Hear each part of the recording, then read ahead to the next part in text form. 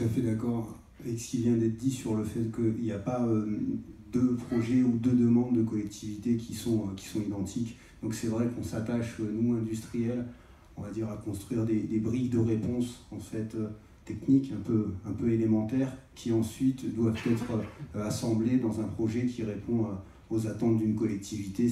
C'est ça que côté Enedis, on n'est pas les seuls, on appelle l'ingénierie territoriale. Hein. C'est vraiment être capable de faire cette composition de réponse sur mesure. Alors une fois qu'on a dit ça, concrètement, un peu de temps, c'est un peu difficile d'adresser l'ensemble des solutions qui seront développées, mais si je rentre sur quelques thématiques clés pour Enedis, ce que Enedis peut apporter aux collectivités en partenariat, on y reviendra avec l'ensemble des acteurs pour servir les attentes, il y a les données, la mise à disposition des données, ça c'est un thème clé, nous sommes attendus, hein, vous l'avez dit, sur cet aspect-là.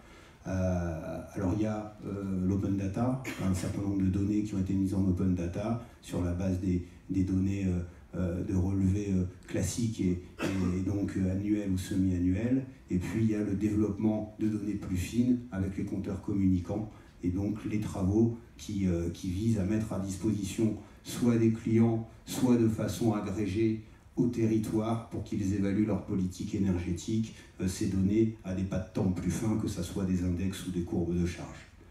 Ensuite, on a tout ce qui est du domaine des études réseau. On a beaucoup parlé de la mobilité électrique, du développement des ENR. C'est une véritable révolution pour Enedis dans la façon de gérer son réseau.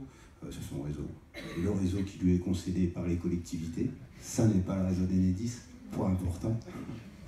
Et ces nouveaux usages sont tels que nous devons accompagner les collectivités pour bien disposer les bornes, bien disposer l'énergie décentralisée en fonction des contraintes réseau et faciliter les projets. Là, on est dans la phase d'études.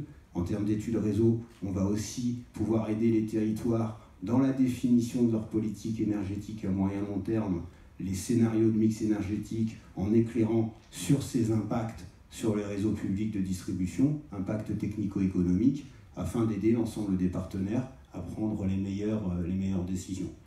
Et puis ensuite, lorsqu'on est dans la phase, je dirais, d'exploitation, la phase opérationnelle de ces projets, le travail classique d'Enedis qui est de raccorder et ensuite d'acheminer l'électricité pour ces nouveaux usages. Mais ces nouveaux usages demandent de plus en plus d'intelligence.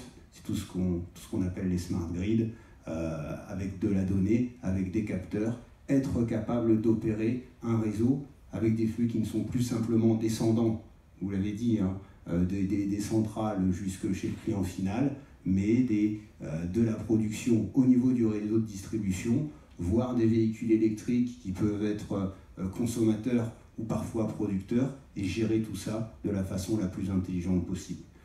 J'ai commencé à parler tout à l'heure de l'autoconsommation collective ou individuelle. C'est une véritable révolution pour Enedis et pour tous les acteurs. C'est évidemment en lien avec le développement des ENR.